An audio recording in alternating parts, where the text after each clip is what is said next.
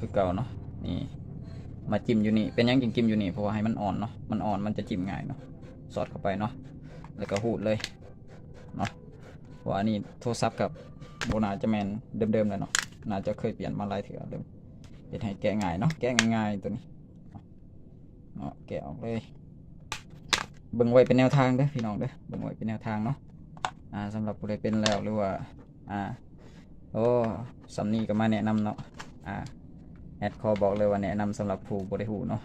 สำหรับผู้ที่ยังบ่หูเนาะผู้ได้หูก็เลื่อนผ่านเลยเนาะสำหรับเปลี่ยนจอก็คือเอาแกะออกมาแล้วเนาะมันจะเป็นแบบนี้เขาก็หันน็อตตัวนี้ออกเนาะคลายน็อตแต่ละตัวนี้ออกเนาะแล้วเขาก็ปรุงไว้เป็นระเบียบเรียบร้อยเนาะตัวนี้เปลี่ยนง่ายๆด้วยตัวนี้เด้อบริแกะยุ่งยากเนาะบริแกะยุ่งยากแต่ว่าบางรุ่นมันได้แกะ2 ซ้อนตัวนี้คือแกะ